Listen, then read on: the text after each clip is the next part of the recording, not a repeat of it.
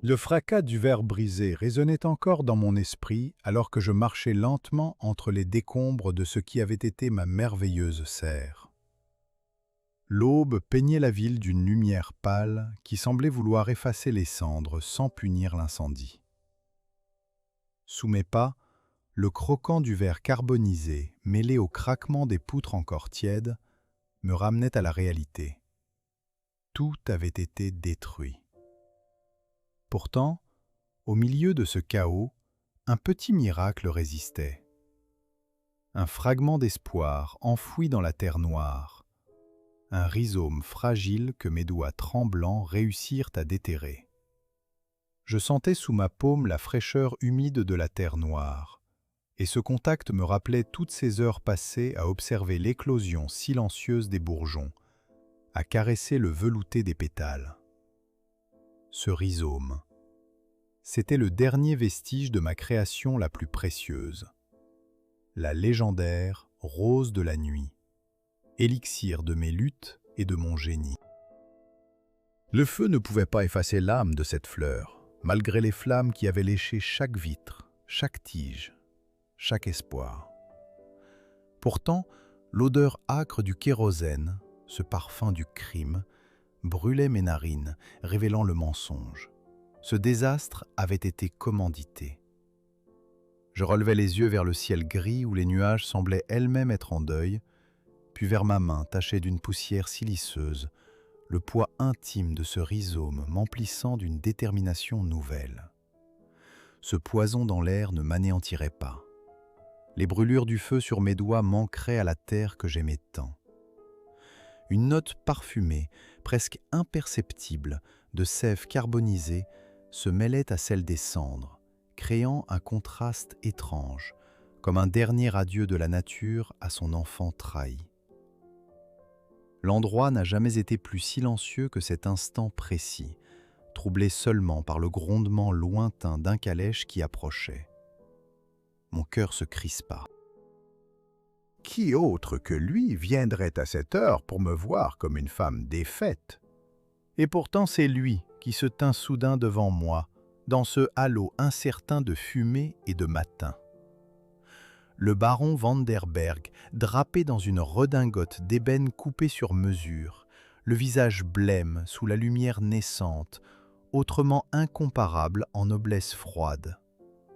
Il m'observa, le regard glacial, mais son sourire était un masque parfait d'une politesse feinte. Je sus alors que mon combat ne faisait que commencer. Je serrais le rhizome dans une boîte de fer blanc, essayant de ne pas me faire trembler la main. Derrière lui, la silhouette légère de Célie apparut, comme une fleur douce empoisonnée. Parfumée de violette et d'indifférence, elle s'adressa à moi avec cette innocence si calculée. « Une regrettable catastrophe, Amélia !» souffla-t-elle en passant doucement derrière mon épaule, comme pour caresser une plaie qui pourtant saignait encore. « Mais ne voyez-vous pas l'opportunité qui s'offre ?»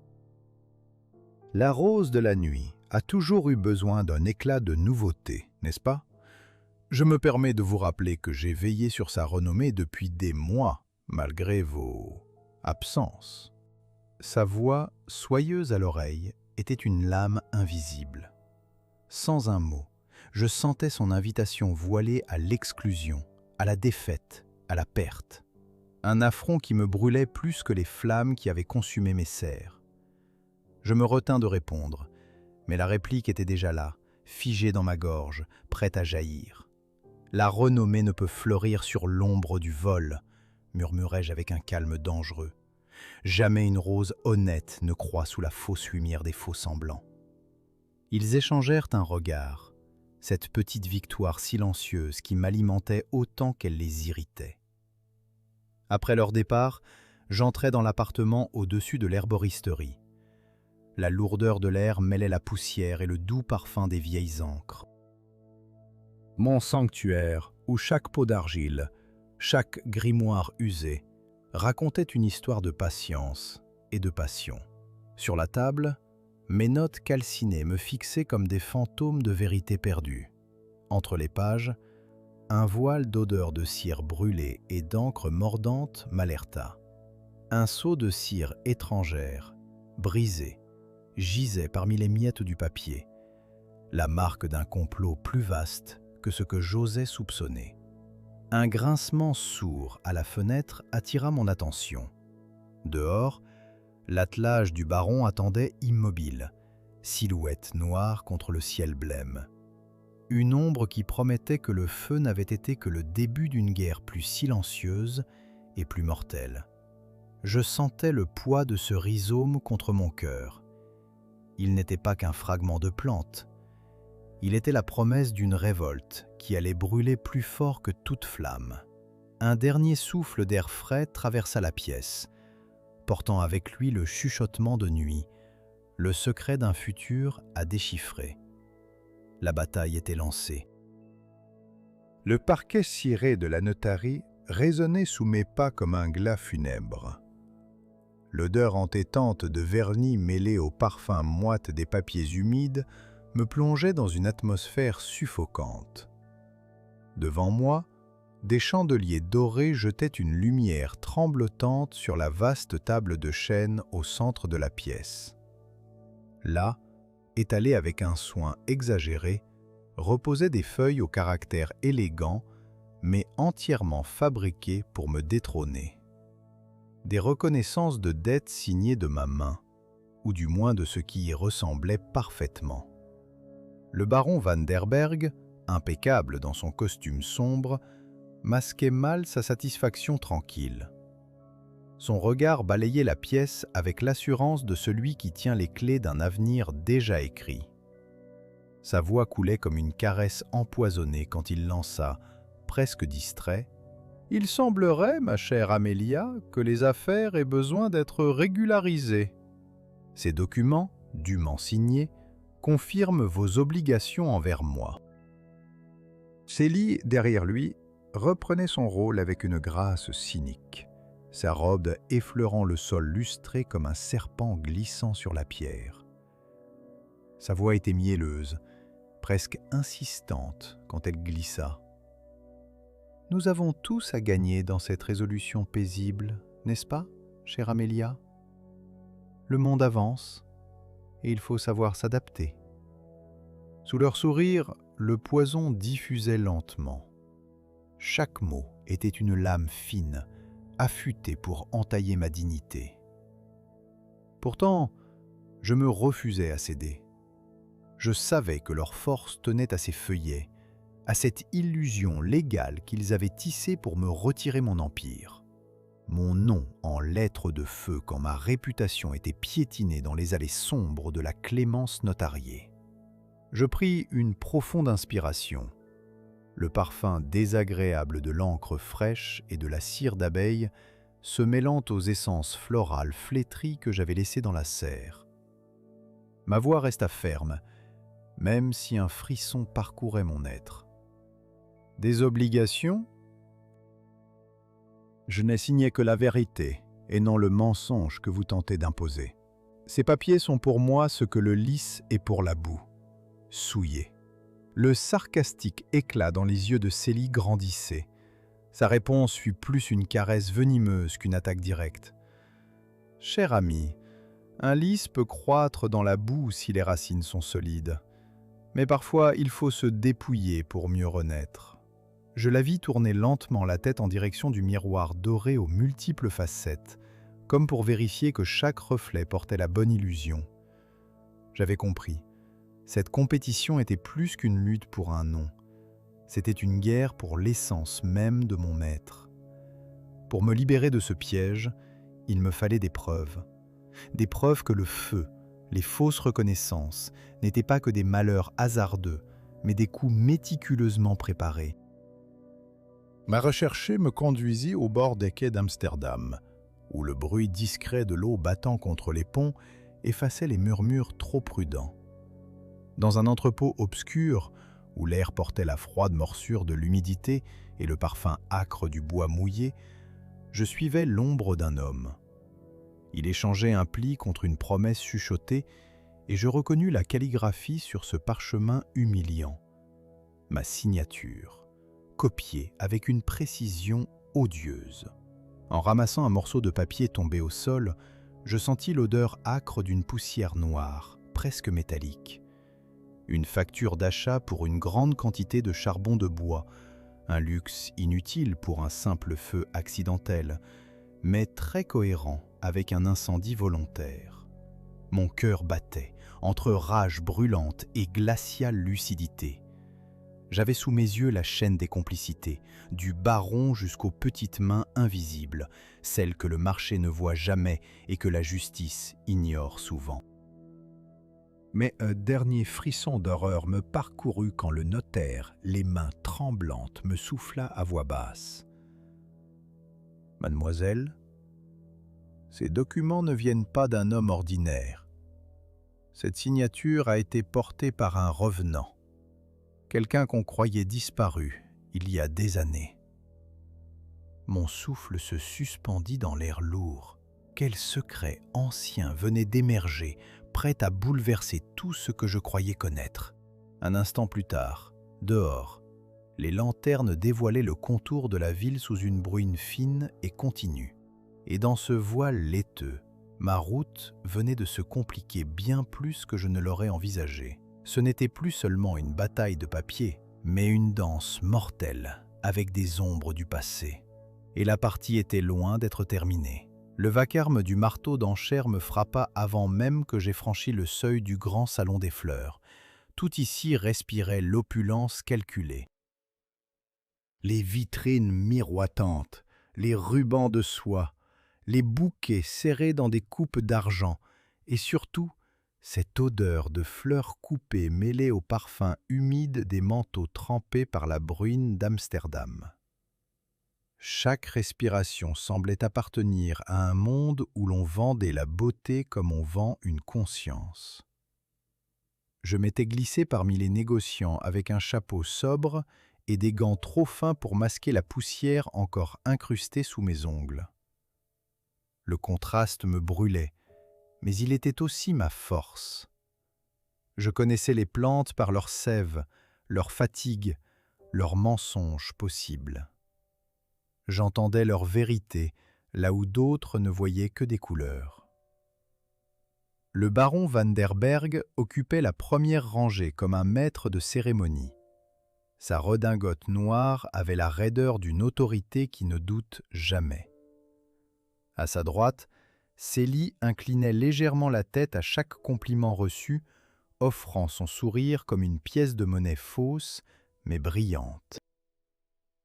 Quand son regard croisa le mien, je sentis immédiatement cette froide satisfaction des femmes qui croient qu'une autre est déjà détruite. Je m'approchai d'un étal de tulipes rares. Le marchand, un homme aux joues rouges et aux doigts tachés de terre, se courba en me reconnaissant à demi. « Vous venez trop tard pour les plus beaux spécimens, » dit-il à voix basse. « Je ne cherche pas la beauté, » répondis-je avec douceur. « Je cherche la trace de ceux qui l'ont volée. » Il pâlit, non par peur de moi, mais parce qu'il comprenait que je savais déjà trop. À quelques pas, une porte latérale conduisait à une galerie réservée aux investisseurs. Là, l'air sentait le bois ciré, le papier de catalogue et le vin sucré. Célie y tenait salon avec une aisance de façade parfaitement insupportable. Elle montrait une variété d'orchidées et expliquait, avec un aplomb admirablement vide, comment elle avait elle-même sauvé une lignée menacée. Mon estomac se serra. C'était mon travail, ma patience. Mes nuits sans sommeil, mon nom effacé. Je me plaçai à portée de sa voix et je la laissai finir, avant de répondre avec cette courtoisie qui coupe plus net qu'une gifle. « Quelle mémoire admirable, madame! Vous empruntez mes méthodes avec une telle fidélité qu'il devient presque impossible de distinguer l'original de l'imitation. » Le silence qui suivit fut délicieux. Une ou deux têtes se tournèrent. Célie ne perdit pas son sourire, mais je vis sa mâchoire se tendre sous la poudre. « Ma chère Amélia, dit-elle d'une voix lisse, il est touchant de voir combien le ressentiment peut donner de l'éloquence à une femme. » « Et combien la vanité peut lui offrir un vocabulaire, répliquai-je. Le choc fut subtil, mais réel. Les éventails cessèrent de bruire une seconde. Une dame baissa les yeux. Le baron, lui, ne bougea pas. Il me regardait comme on évalue un risque, non comme une femme qu'on humilie. Je quittai la galerie pour suivre un commis qui transportait des caisses de l'autre côté du bâtiment. Les couloirs de service étaient plus sombres, plus humides, et l'odeur y changeait. Moins de roses, plus de bois mouillé, de cordes, de poussière chaude. Au fond du dépôt, des lattes étaient marquées d'un sceau discret. Je le reconnus aussitôt.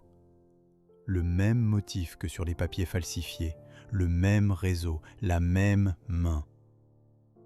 Dans une caisse mal fermée, je découvris des bulbes enveloppés dans du lin, chacun numéroté avec une rigueur suspecte. Je soulevai le tissu. L'un d'eux portait la petite étiquette d'enregistrement de ma serre, celle que j'utilisais pour les semences délicates. Mon cœur se mit à battre si fort que j'entendis presque le sang dans mes oreilles. Il ne s'était pas contenté de voler mes brevets, il pillait jusqu'à mes méthodes de tri, mes codes, mes inventaires. Un homme entra brusquement. Je reconnus le valet du baron. Il se figea en me voyant, puis tenta de refermer la porte. Trop tard. Je l'attrapai par le poignet, non pour le frapper, mais pour l'obliger à parler. « À qui livre-t-on ces caisses » demandai-je. Il détourna les yeux, la gorge serrée. « Je ne sais rien, madame. » « Vous mentez mal. La peur vous fait perdre la mémoire, mais elle aiguise les détails. » Il avala sa salive. C'est alors qu'un bruit d'étoffe derrière moi me fit me retourner. Célie se tenait dans l'embrasure, son gant posé sur le cadre de la porte. Elle avait tout entendu, bien sûr. Cette femme savait paraître immobile quand elle était en réalité attentive à chaque faiblesse. « Vous devriez vous méfier des lieux où l'on conserve ce qui vous appartient, » dit-elle doucement. « Les fleurs coupées ont parfois tendance à être plus utiles une fois offertes ailleurs. » Cette phrase m'atteignit en plein ventre. Elle parlait de mes plantes, mais aussi de moi. J'eus une montée de haine si vive que je dus en enfoncer les ongles dans la paume pour rester droite. Le valet s'échappa dès qu'elle détourna le regard. Je ne le poursuivis pas. Une autre preuve attendait déjà ma main. Sur la caisse, collée sous une couche de cire, une facture incomplète mentionnait une livraison vers une maison vide du quai Est à une heure inhabituelle. Et plus bas, à moitié arraché, un nom d'intermédiaire que je connaissais pour l'avoir entendu dans un souffle au notariat. Je restais là, figé au milieu des caisses, avec cette sensation terrible de m'approcher du centre d'une toile plus vaste que ma propre ruine. Mon cœur oscillait entre la jubilation de toucher enfin une vérité et le froid de comprendre qu'on m'avait préparé un piège à plusieurs mains. Quand je sortis de l'entrepôt, la pluie avait repris, fine, persistante, presque polie. Les pavés brillaient sous les lanternes comme des écailles sombres. Au bout de la rue, un fiacre attendait. Et dans la vitre embuée, je vis se refléter une silhouette que je ne m'attendais pas à croiser ici, immobile, observatrice, trop bien informée pour être innocente. Je compris alors que quelqu'un, parmi ceux qui m'entouraient de trop près, venait de choisir son camp. Dans le silence lourd de l'après-midi, l'atmosphère de la petite orangerie semblait figée dans un souffle suspendu. Les derniers rayons de soleil filtraient à travers le verre terni, dessinant des éclats diffractés sur les feuilles larges des plantes exotiques. Je tenais entre mes mains le dernier embryon fragile de la rose de la nuit, le dernier espoir tissé patiemment pendant des mois. La terre sous mes doigts était fraîche, presque vivante, et le contact de son humus sombre et moelleux m'apportait une étrange chaleur complice. Chaque petite racine blanche semblait battre au rythme lent de ma propre respiration. Le temps s'étirait, et pourtant chaque minute qui s'écoulait me rapprochait d'un destin incertain. J'entendais au loin le bruit étouffé des sabots sur les pavés luisants, l'écho d'une calèche glissant dans les ruelles étroites d'Amsterdam. Mon intuition me tramait un présage funeste, Une inquiétude sourde, plus lourde que le poids de la terre elle-même. Quelqu'un voulait m'arracher même cette dernière parcelle de vie. Un léger crissement me fit tressaillir. L'éclat d'une clé tournant dans la serrure fit défaillir un battement de mon cœur. La porte s'ouvrit sur l'ombre presque silencieuse d'un homme, puis d'une femme dont la silhouette effilée s'avança, s'appuyant sur une canne dont le pommeau étincelait comme un joyau froid. Célie glissa dans l'orangerie, son sourire léthargique et son parfum de violette et de jasmin envahissant l'espace comme un poison lent. Ses yeux exprimaient un amusement pleinement sadique. Elle portait une robe ivoire constellée de dentelles noires, contraste cruel qui reflétait à merveille sa nature double. « Vous êtes bien fragile pour tenir le dernier miracle dans vos mains », murmura-t-elle en s'approchant lentement, ses chaussures de satin effleurant à peine le sol, comme celles d'un prédateur en chasse. « Il faut plus que vos silences et vos mots doux pour me dérober ce qui m'appartient, » répondis-je, la voix serrée mais posée. Sa voix fut un glaçon glissant le long d'une fleur fanée. « Vous pensez que la science et la patience suffiront à préserver votre précieuse création ? Je préfère les résultats immédiats. Quel intérêt de cultiver la légende quand on peut s'en arroger la gloire ?» Elle s'immobilisa, puis effleura du bout des doigts une feuille au bout d'un pot suspendu, comme pour traduire sa menace en gestes plus tangibles. Je vis alors qu'un léger cliquetis s'était fait entendre près de la porte. Mon regard se précipita vers une boîte rouillée posée sur une étagère. Je m'élançai et la soulevai juste au moment où Célie s'apprêtait à poser une main arrogante sur l'étagère voisine. À l'intérieur, le cœur battant, mes doigts rencontrèrent le tissu froid d'un gant de soie, marqué d'un parfum subtil, celui de violette et de revanche. Posé à côté, un ruban bleu, pareil à celui qu'elle portait sur son chapeau lors des dîners mondains. Un mélange d'horreur glacée et de dégoût me traversa. Ce vol n'était pas une inconscience, mais un calcul cruel. Le dernier espoir livré pieds liés à la trahison la plus basse. « Vous ne comprendrez jamais, Célie, » répliquai-je en ramassant le ruban, la gorge nouée. « Le vrai pouvoir est celui qu'on ne vole pas, celui que la terre donne à celui qui sait la respecter. » Son sourire s'étira en une raillerie transparente. « Peut-être que demain vous ne penserez plus la même chose, Amélia ?» Derrière cette menace sourde, je sentis la douleur fulgurante d'un effondrement intérieur. Pourtant, la résistance s'allumait en moi, plus vive et plus aiguisée. Je savais désormais que je ne pouvais compter que sur ma volonté et mes savoirs, car les armes du monde extérieur s'étaient retournées contre moi. Je sortis de l'orangerie, mes doigts tachés de terre et d'ombre. Au moment où je fermais la porte, un reflet attira mon regard. Sur le rebord, la trace fraîche et nette d'un anneau ancien, lourd, portant les armoiries des Vanderberg. Son poids semblait peser aussi sur mon âme que sur la pierre froide. Ce fut l'instant où la certitude me saisit. Il ne s'attaquait pas uniquement à mes plantes ou à mes brevets, il tentait de déchirer mon nom, mon honneur, l'essence même de ce que je représentais. Dans cette lutte, la fleur n'était plus qu'un prétexte. C'était une bataille pour garder la tête haute, pour que la beauté ne soit pas étouffée par le mensonge. Sous le ciel plombé d'Amsterdam, alors que les premières gouttes d'une pluie fine recommençaient à tomber, je compris que j'étais au bord du précipice. Le dernier grain de sable de mes certitudes avait été volé. Mais le feu sacré restait intact, et il brûlerait plus fort que jamais.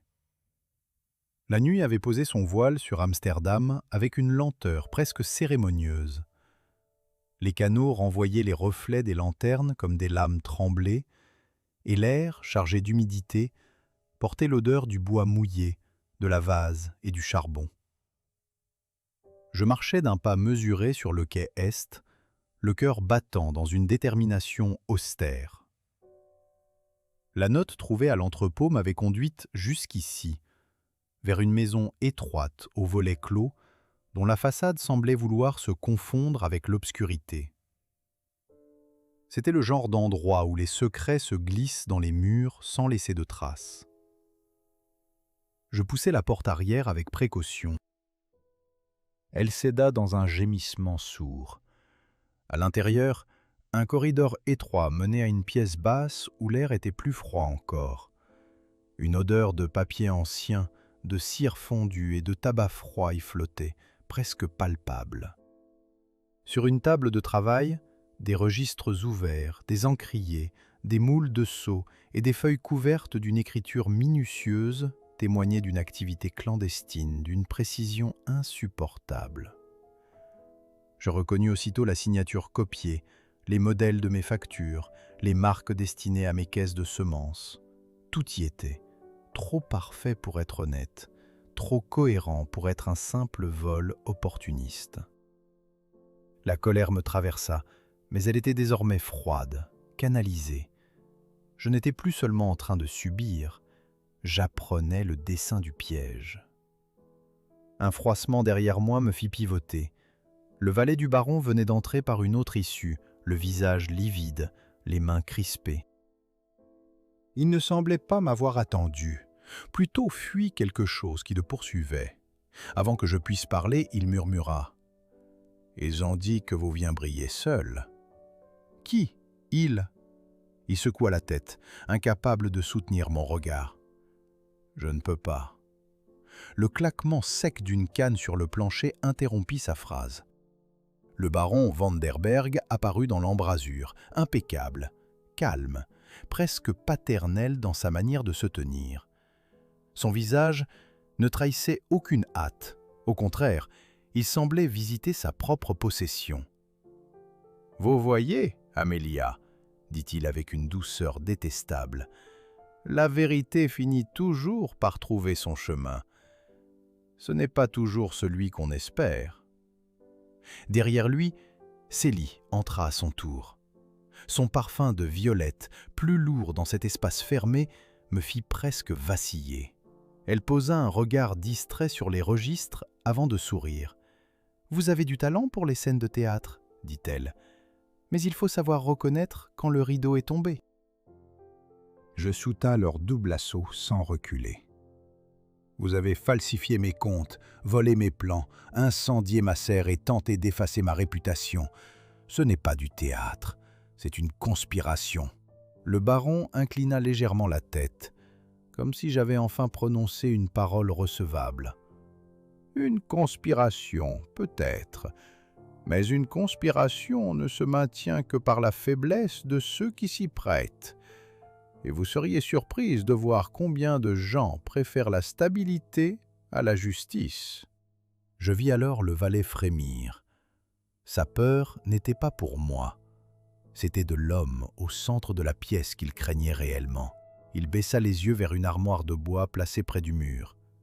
Je suivis son regard et remarquai une fente fine dans le panneau latéral. Une cache.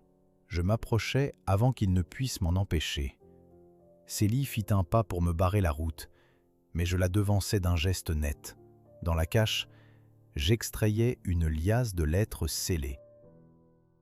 Des correspondances entre le baron et un nom qui me glaça le sang.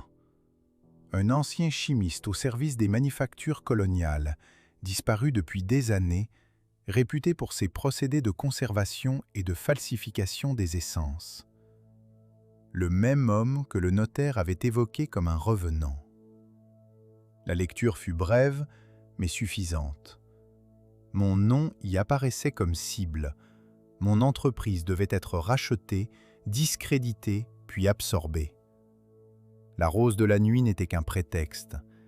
Il voulait mon savoir, mes brevets, mes terres. Célie, voyant mon expression changer, se pencha légèrement vers moi. « Vous comprenez enfin ?» dit-elle tout bas. « Ce n'est pas personnel, c'est nécessaire. » Je relevai les yeux vers elle, et ma voix sortit plus nette que je ne l'aurais cru. « Tout ce qui vous semble nécessaire est précisément ce qui vous condamne. » À cet instant, le valet s'effondra presque. D'une voix étranglée, il avoua avoir transporté les fausses caisses, livré des doubles de clés, et reçut de l'argent pour garder le silence. Le baron ne bougea pas, mais son regard, lui, s'assombrit d'une irritation visible. Il suffisait d'un fil tiré au mauvais endroit pour que la toile commence à se défaire. Je compris que la preuve était là, entre mes doigts, mais que la possession d'un secret ne garantissait pas encore la justice. Il me fallait plus qu'un scandale, il me fallait un levier. Je pris les lettres, les glissai dans mon manteau et me dirigeai vers la sortie. Célie ne tenta pas de m'arrêter. Elle me laissa partir avec cette expression de victoire incomplète, comme si elle acceptait une perte momentanée avec l'assurance d'en imposer une plus grande plus tard. Le baron, lui, demeura immobile, les mains croisées derrière le dos. Dehors, la bruine avait épaissi. Les pavés luisants renvoyaient les contours des maisons comme des fantômes étirés. Je respirais profondément l'air froid, et l'amertume du sel mêlé à la fumée me saisit presque à la gorge. Dans ma poche, les lettres pesaient comme une braise enfermée. Cette nuit-là, je ne rentrai pas chez moi.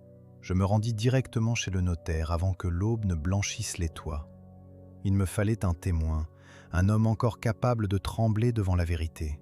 Quand il m'ouvrit, le visage creusé par l'insomnie, je compris à sa manière de se tenir qu'il avait déjà regretté son silence. Je déposai les lettres sur son bureau, et le silence qui suivit fut plus éloquent que n'importe quelle confession. Le notaire resta longtemps muet, les doigts crispés sur le bord de son bureau, comme si le bois l'empêchait de tomber dans le vide. La lampe à huile projetait sur son visage des ombres jaunes et vacillantes, donnant à ses traits une gravité presque cadavérique. Autour de nous, les rayonnages croulaient sous les actes, les contrats, les successions, les billets de dette, toute la mécanique froide de la ville rangée en colonnes et en signatures.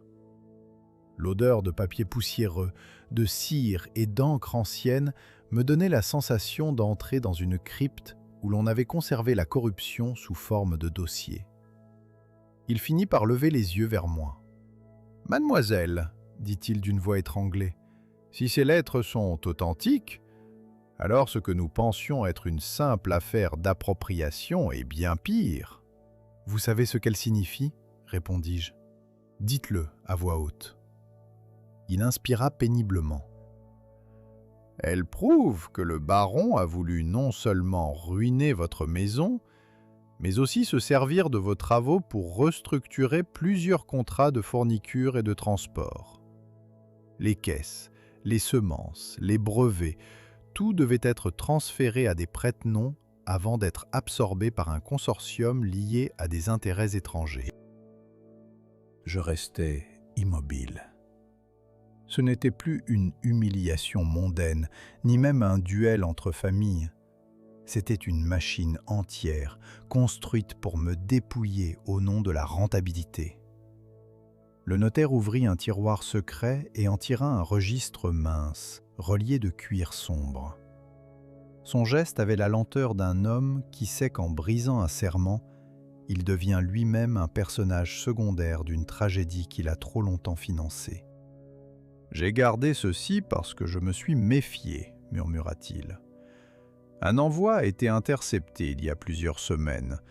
Il contenait une copie de la signature du baron et une mention du chimiste disparu.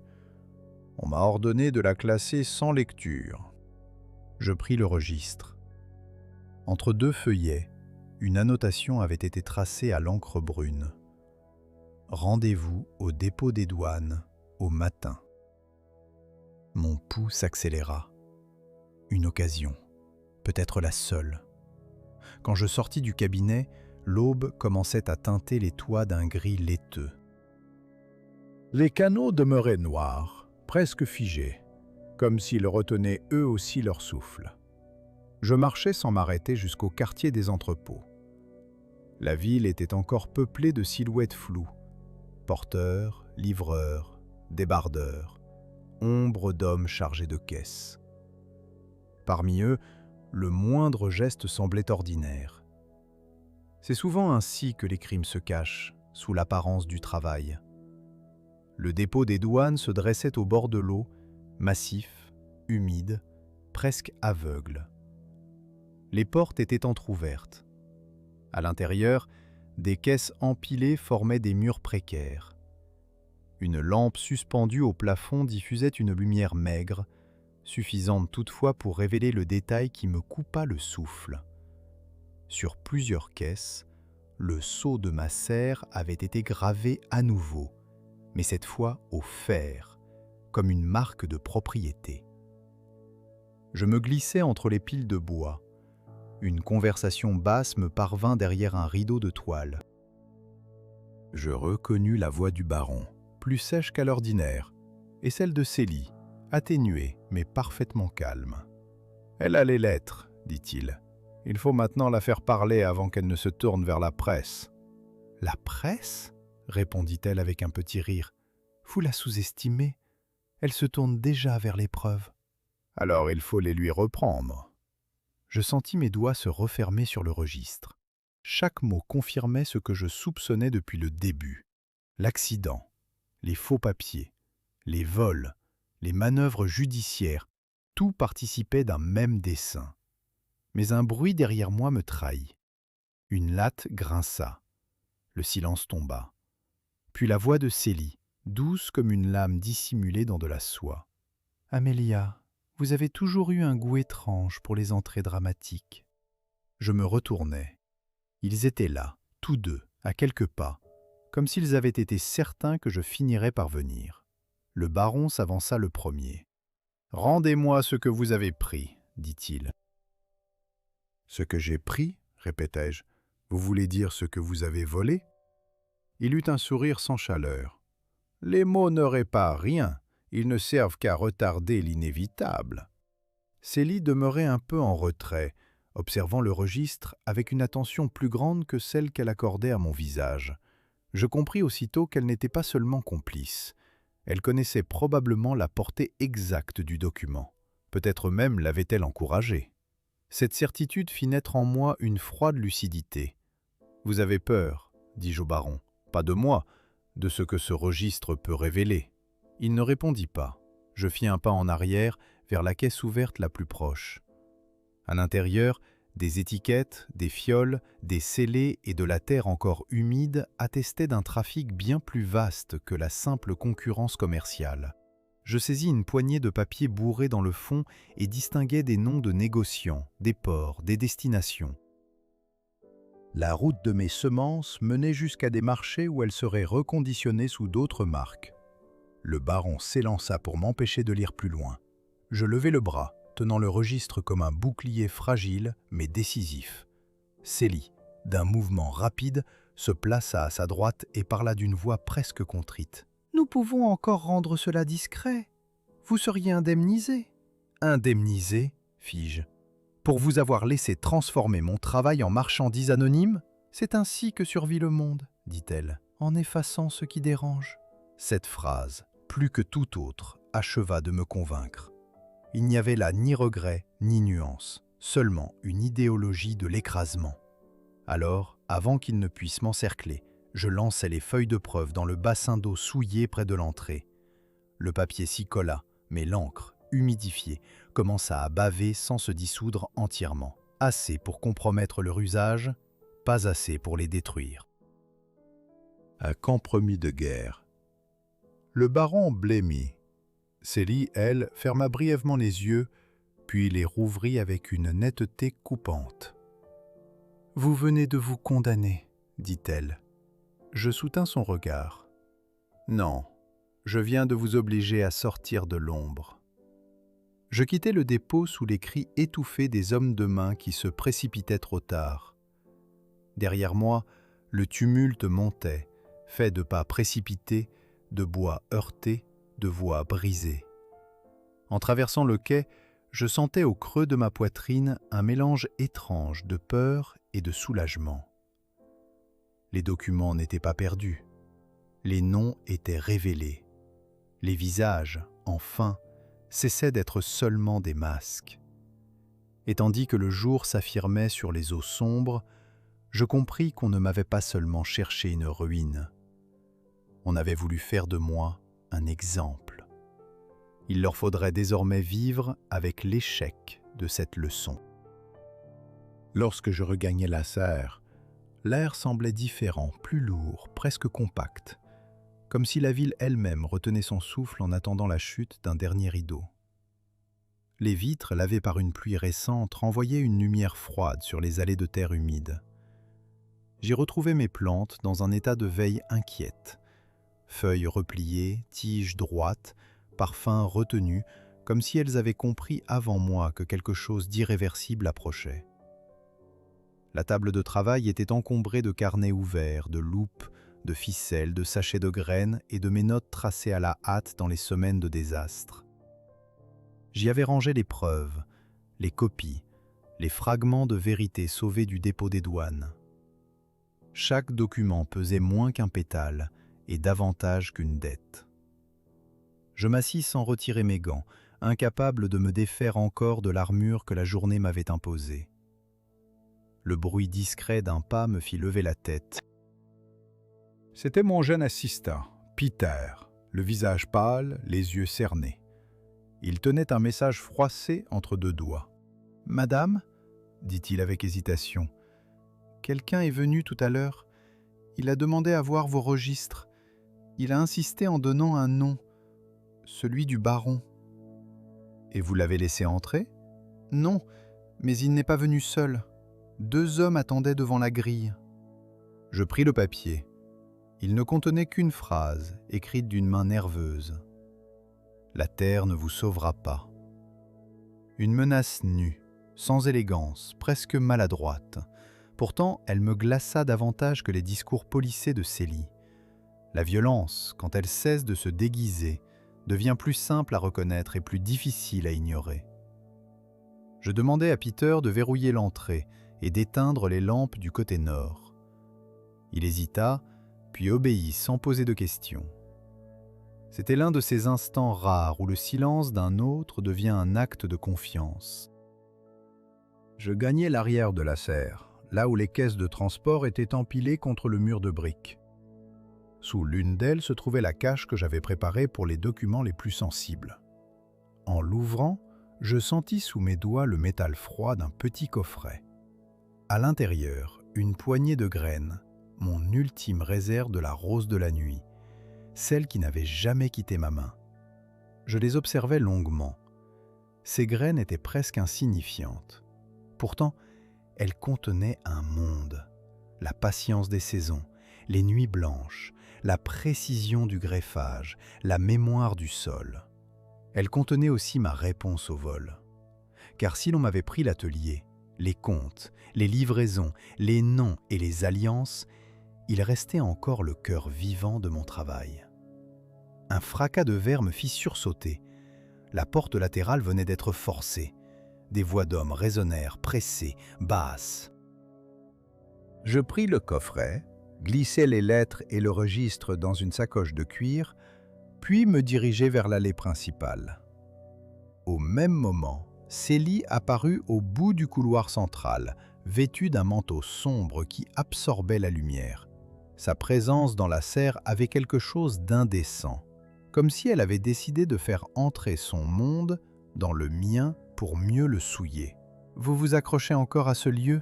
dit-elle en regardant autour d'elle avec une sorte de curiosité glaciale. « C'est presque touchant. »« Vous n'êtes pas venu pour admirer les fleurs ?»« Non, je suis venu vous éviter un malheur inutile. » Je ris sans joie. « Vous appelez cela de la sollicitude ?» Elle fit quelques pas. Ses talons s'enfonçaient légèrement dans la terre, ce qui me donna une satisfaction aussitôt suivie d'une amertume étrange. « Vous êtes brillante, Amélia.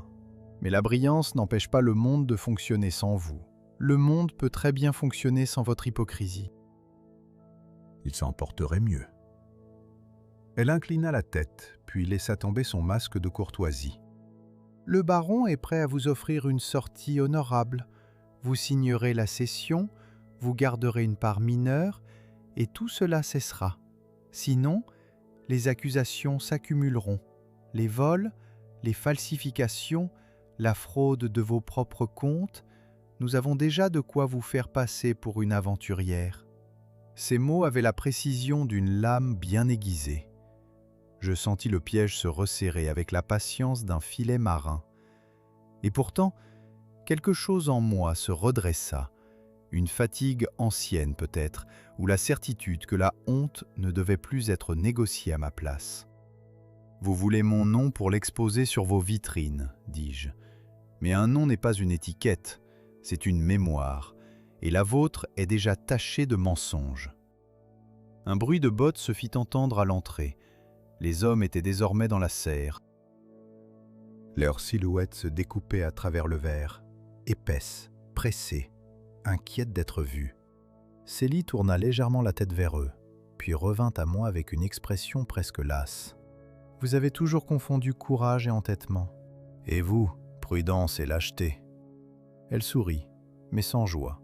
Je fis alors un geste calculé. D'un mouvement rapide, je renversai un bac de terre noire sur la table voisine. Les graines s'éparpillèrent dans un bruissement sec. Pas celles du coffret, d'autres, plus banales, destinées aux semis de saison. Pourtant ce fut suffisant pour créer une diversion. Pieter, comprenant, bascula une échelle contre le mur, tandis que je me glissais vers la baie vitrée du fond, celle qui ouvrait sur le jardin extérieur. Célie s'élança, trop tard. Un des hommes me saisit presque par l'épaule, mais je me dégageai en laissant mon manteau entre ses mains. L'air nocturne me frappa au visage lorsque je traversais le petit perron de pierre. Derrière moi, la serre éclatait en une agitation de voix, d'ordre et de pas qui se heurtaient. Le verre vibrait. La poursuite avait commencé, mais je n'étais plus la même femme qu'au dépôt. Dans l'obscurité du jardin, je m'arrêtai un instant, le souffle court. Mes doigts serrèrent la sacoche. Les documents y demeuraient, les graines aussi. Le piège n'était pas clos. Il venait simplement de changer de forme. Je levai les yeux vers les fenêtres illuminées de la maison principale. Là-haut, derrière les rideaux tirés, quelqu'un m'observait peut-être déjà, évaluant combien de temps encore il faudrait pour me faire tomber. Je sentis alors naître en moi une clarté presque sereine. Ils avaient cru me réduire à une propriétaire humiliée, à une botaniste dépossédée, à une femme seule. Ils avaient oublié qu'une serre n'est pas un simple décor. C'est un lieu où l'on apprend à faire pousser la vie dans les conditions les plus hostiles.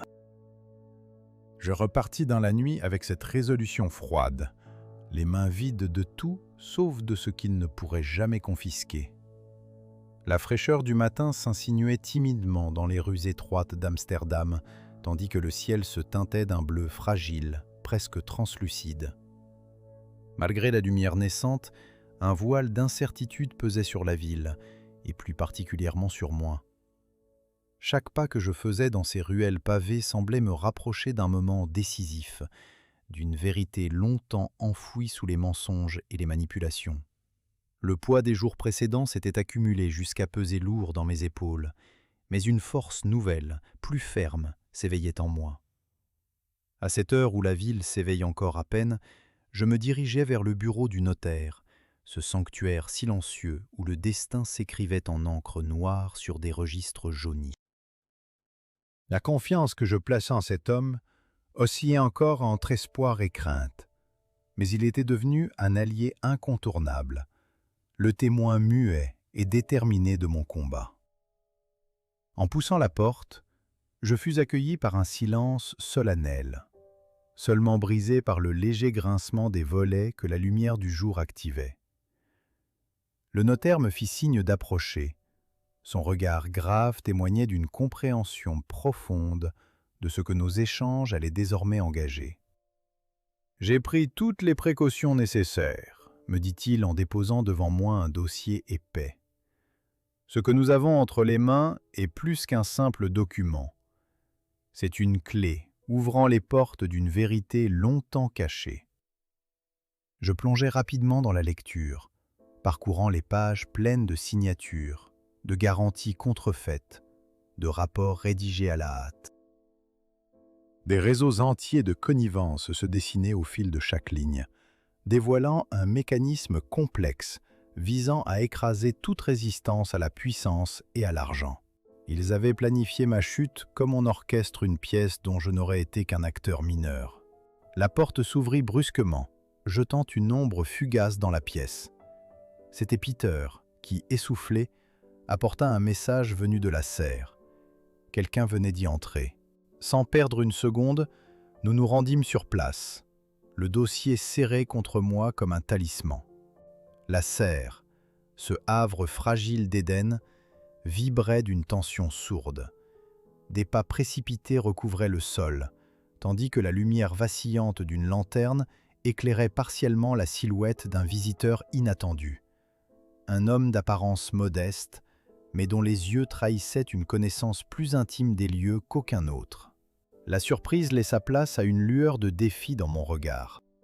« Qui êtes-vous » demandai-je, la voix ferme malgré l'agitation intérieure. Il sourit, mais sans chaleur. « Un messager du passé » répondit-il simplement. « Tout ce que vous avez combattu, tout ce que vous avez cru comprendre, n'est que la surface d'un héritage plus profond. » Intrigué, je le suivis vers l'arrière de la serre, où se trouvait un conseil secret. Là, dans une boîte en bois, reposaient des lettres anciennes, des dessins oubliés, des fragments d'une histoire perdue entre les racines mêmes de la rose de la nuit. Ces documents révélaient des alliances nouées bien avant moi, des pactes scellés dans le sang et la terre, où la génétique des plantes croisait la politique des familles. Le visiteur expliqua que Célie et le baron ne faisaient que servir des intérêts supérieurs, liés à des dynasties tentaculaires veillant jalousement sur leurs secrets. Ma bataille n'était donc pas seulement personnelle, elle était le combat d'une vérité destinée à éclater au grand jour. Un mélange de colère et de détermination m'envahit. Ce n'était plus une question de survie, mais d'héritage et de justice. La lutte pour protéger la rose de la nuit devait désormais dépasser les murs de cette serre, toucher ceux qui avaient le pouvoir d'agir, d'influencer, de renverser les ordres établis. Le visiteur me tendit alors une lettre scellée, portant le symbole discret d'une société secrète ancienne, protectrice des savoirs botaniques. Il me proposa un pacte, unir nos forces pour dévoiler au monde la vérité, pour purifier l'histoire encombrée par la corruption et le mensonge. Je savais que ce choix allait bouleverser tout ce que je connaissais. Accepter signifiait plonger plus profondément dans un univers inconnu. Naviguer entre ombre et lumière, entre amis fidèles et ennemis camouflés. Mais ce jour-là, debout au milieu des fleurs chétives et fortes, parmi les racines enracinées dans la terre sombre, je choisis de ne plus reculer. Je choisis d'embrasser le combat en son intégralité, avec toutes ses incertitudes et ses promesses. À mesure que la lumière grandissait, je sentis naître en moi une paix nouvelle, une conviction que la vérité, aussi fragile soit-elle, finit toujours par éclore. Et dans ce souffle d'aube, la rose de la nuit semblait s'épanouir, plus belle que jamais, prête à résister aux vents les plus violents.